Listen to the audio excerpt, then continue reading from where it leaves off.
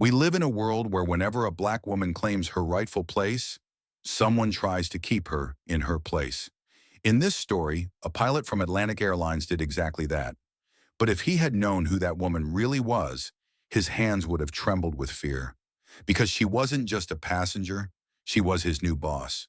Under the bright lights of Chicago O'Hare Airport, Dr. Amara Wilson walked through the terminal with graceful steps.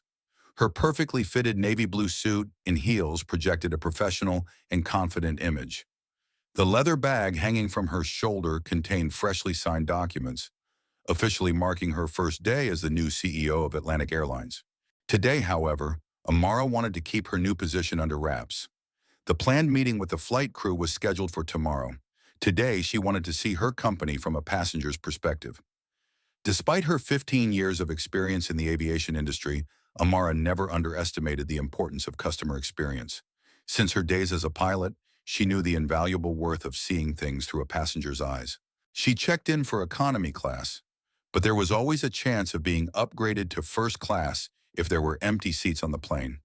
Amara knew the company policies. Last-minute upgrades were distributed based on Atlantic Miles status and available seats. With her platinum status, her chances were quite high.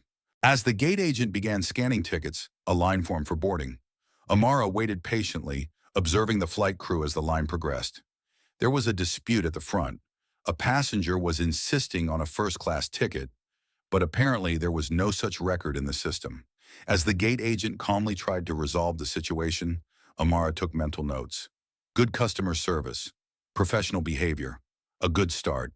As she scanned her ticket and boarded the plane, the cabin crew greeted her with bright smiles. As Amara headed toward her economy seat, she noticed that the first-class cabin was half empty. Perhaps luck would be on her side. The lead cabin attendant, Jessica, approached her. "Good day, Ms. Wilson. We have a few empty seats in first class. With your platinum status, I'd be happy to upgrade you."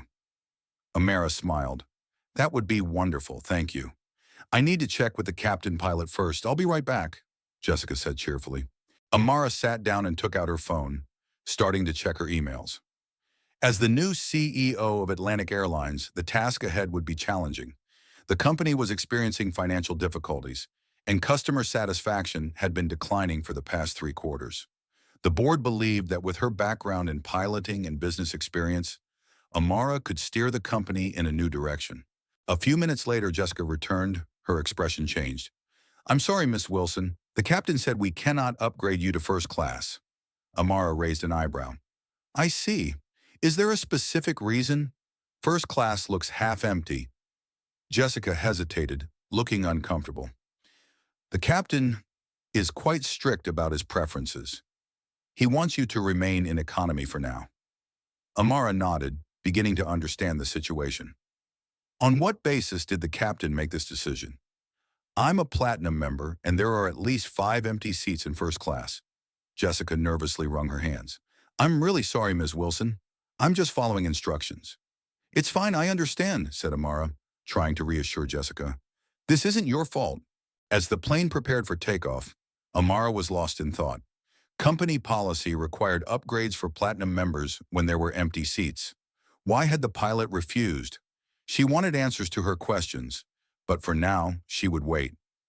In the cockpit, Captain Michael Reeves was reviewing the flight plan when Second Officer Ryan Davis gave him a puzzled look. "Really, Mike? You denied a platinum member? We have 5 empty seats in first class?" Reeves shrugged, checking the radar screens. "I don't think people like her need special treatment. She'll be perfectly comfortable in economy." Davis looked uncomfortable. "People like her? You know what I mean," Reeves said curtly. "I'm just doing my job. First-class experience has certain standards." Davis shook his head but didn't argue. The captain had 25 years of seniority and considerable influence in the company. Arguing with him could damage Davis's career. As Amara watched the New York skyline through the clouds, she noticed that the cabin crew was doing their job perfectly. Service was quick and efficient, the staff courteous and helpful. Jessica had checked on her multiple times to ensure she was comfortable. Shortly before landing, Jessica sat next to her. "Miss Wilson, I want to explain about our conversation," she whispered. "Captain Reeves can be prejudiced about certain passengers. This isn't the first time, but many employees are afraid to complain. Amara nodded. I understand, Jessica. Thank you for telling me this. Also, Jessica hesitated, the captain made some comments before he saw you. Explicitly race-based comments. Amara's jaw tightened, but she managed to stay calm. What exactly did he say? Jessica swallowed. He said there are people who should stay in economy, people who don't deserve an upgrade, and that even if there are empty seats, some people's presence in first class might make other passengers uncomfortable. Amara took a deep breath. Jessica, may I have your card? I might want to talk to you again. Jessica immediately handed over her business card. Of course, Ms. Wilson. You can call me if you need anything. Also, Amara added, could you arrange a post-flight meeting with Captain Reeves? I have some concerns. Jessica's eyes widened with fear. I'll try. But honestly, most employees avoid confronting him. The captain has strong connections in the company. Amara smiled gently. Don't worry, I can stand up for myself. When the plane landed at JFK Airport, Amara's mind was working. She took out her cell phone and sent a message.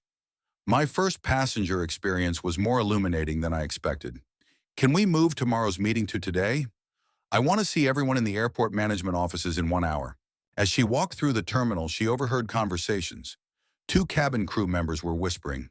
Captain Reeves again? Who did he discriminate against this time? He denied a first-class upgrade to a black woman. She was a platinum member, and there were plenty of empty seats. Are you surprised? Remember what he did to the Ramirez family last month? He sent them back to economy, saying they were too noisy.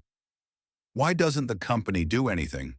Because everyone knows Reeves is golf buddies with the old CEO. He's untouchable.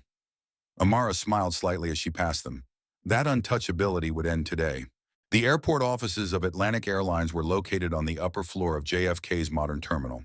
In the large conference room, the company's top executives waited curiously as Amara Wilson walked through the door. The silence in the room was immediately noticeable. Amara had changed her gray suit for the navy blue one from her bag.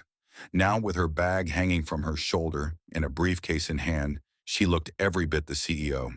Good evening, everyone, said Amara as she took her place at the head of the table.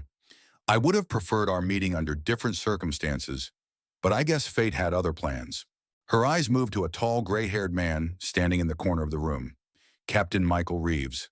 The man looked surprised, as if he had never seen her before. Let me introduce myself, said Amara, looking at everyone around the table. I am Dr. Amara Wilson. As of yesterday, I am the new CEO of Atlantic Airlines. Today I bought an economy class ticket for a flight and wanted to test your experience as a customer. The captain's face turned pale. The cabin crew was excellent, Amara continued. You've done a great job with coaching and training, Ms. Reynolds, she said, looking at the head flight attendant manager. However, said Amara, turning her gaze to Captain Reeves, some concerning issues also emerged. Captain Reeves, you made a decision on today's flight that goes against our policies. I'd like to hear your explanation. Captain Reeves cleared his throat, his eyes darting to the other executives in the room. Dr. Wilson, I think there's been a misunderstanding. There's no misunderstanding, Captain, Amara said sharply. I was a platinum member. There were empty seats in first class, and you denied my upgrade request. On what basis did you do this? I was just trying to optimize seating arrangements, said the captain, choosing his words carefully. Really? Amara pulled a recording device from her bag. Captain Reeves, do you know what you told the cabin crew on this flight? You said that some people need to stay in economy. You stated there are people who don't deserve an upgrade. And you added that some people's presence in first class might make other passengers uncomfortable. Amara looked at those in the room, their faces filled with shock and shame. Ladies and gentlemen, Atlantic Airlines has a zero-tolerance policy for discrimination. This applies to everyone. Captain, senior staff, or CEO, it doesn't matter. Captain Reeves's face reddened. Dr. Wilson, Captain Reeves, Amara cut him off. You've been with this company for 16 years. I looked at the performance evaluations in your file. Your technical skills are impeccable. However, there's a pattern in personnel reports, constant complaints about your behavior toward people from certain demographic groups. Those complaints None of them were verified, said Reeves, now on the defensive. Because no one took them seriously, said Amara. Until today. Captain Reeves stood up from the table, trembling with anger. I am the most experienced pilot in this company. I have tens of thousands of flight hours. Can you investigate me like this for a few complaints? Yes, Captain, I can, said Amara coolly. The documents show us that you've applied the same decision-making pattern repeatedly, only to certain people, and I think you know very well what you base these decisions on. Reeves began pacing the room. It was people like me who made this company what it is. We took risks, we made sacrifices, and now everything is being jeopardized because of some political correctness campaign. This isn't about political correctness, Captain, said Amara without raising her voice. This is about basic human dignity and respect, and every customer of this company has a right to that. She turned to the Human Resources Director. Mr. Chen, I want you to review Captain Reeves's file and initiate appropriate disciplinary procedures according to our company policies. This will include administrative leave and a full investigation. Yes, Doctor. Wilson, said Chen, taking notes in the notepad in front of him. Additionally, said Amara, scanning her eyes over those in the room again, we will be initiating mandatory bias training for all pilots and cabin crews. Flight crew members never dared to speak up before, but now they are. And I'm listening. This is an overreaction, said Reeves, standing up from his chair. There could be valid operational reasons for not upgrading. Operational reasons? Amara raised an eyebrow. Captain Reeves, there were 5 empty seats in first class. And let's be honest, if I had been a white passenger, these operational reasons would never have emerged, would they? The silence in the room provided the answer. Starting tomorrow, Amara continued, we're turning a new page in our company that highlights inclusivity and equality. Our staff will treat all members of our valuable customer base with respect. Captain Reeves banged the table hard. You can't do this. I'll call the old CEO. We're friends. Amara smiled slightly. You can make that call, Captain. But the old CEO is no longer here. I am. And your protection network from the past is no longer valid. I created the golden age for the company, Reeves shouted. If I get suspended, I won't come back. That's your choice, Captain, said Amara, but perhaps it's time for a change. For both of us. Reeves left the office without saying anything more, slamming the door behind him. After Captain Reeves's dramatic exit, the room fell into a tense silence. Amara Wilson turned to the company executives gathered at the table. Her gaze was determined but kind. Ladies and gentlemen, she said, as the new CEO of Atlantic Airlines, I want to make this clear. How we treat our customers and employees forms the foundation of our business model. Technical excellence is necessary, but not sufficient. Everyone has the right to be treated with dignity and respect. Human Resources Director Chen leaned forward. Dr. Wilson, to be frank, Captain Reeves is one of our most influential pilots. If we lose him, we may face operational issues. No one is indispensable, Mr. Chen, Amara replied. And if we continue to ignore Captain Reeves's behavior, we'll face much bigger problems, both legally and ethically. The marketing director spoke up. Our customer satisfaction scores have been declining for the past 2 years. Perhaps the behavior of people like Reeves could be a factor we weren't aware of. Absolutely, said Amara. A good customer experience starts from the moment you step onto the plane, and this experience is shaped by everyone's attitude, from the pilot to the cabin crew. After the meeting ended, Amara went to her office and stood by the window. Below, she watched planes take off and land, thinking of her days as a pilot. Aviation was her life's passion, but so were justice and dignity.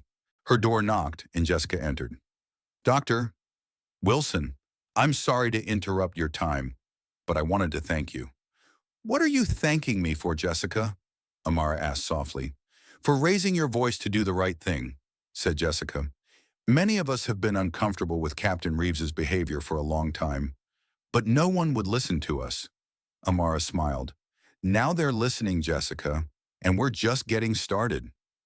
Jessica hesitated, then added, Also, I forgot to tell you, after the flight, Captain Reeves had a meeting with the crew. He was very angry. He said these kinds of people need to know their place. These kinds of people? Amara asked, though she knew the answer all too well. Yes, said Jessica, her face reddening. He said something about black people, very ugly things. Ryan, the second officer, tried to stop him, but the captain wouldn't listen. Amara nodded. Thank you, Jessica. This information is important. Would you share this testimony during the investigation? Jessica hesitated, fear in her eyes. But then she took a deep breath and straightened up. Yes, Doctor. Wilson, I will. I don't want to be afraid anymore. As Amara left the room, she thought about Jessica's words. I don't want to be afraid anymore. What a powerful statement, and perhaps the statement that best summarizes Atlantic Airlines' new era. The following week, Atlantic Airlines initiated mandatory equality and inclusivity training for all staff. Captain Reeves took administrative leave and chose to resign after the investigation. Within 2 months, the company hired a more diverse pilot staff, offering opportunities to talented individuals from previously disadvantaged groups. A new company manifesto titled Dr. Wilson's vision was distributed to all staff. At Atlantic Airlines, technical excellence and respect for human dignity go hand in hand. We don't sacrifice one for the other because both are the foundations of our success.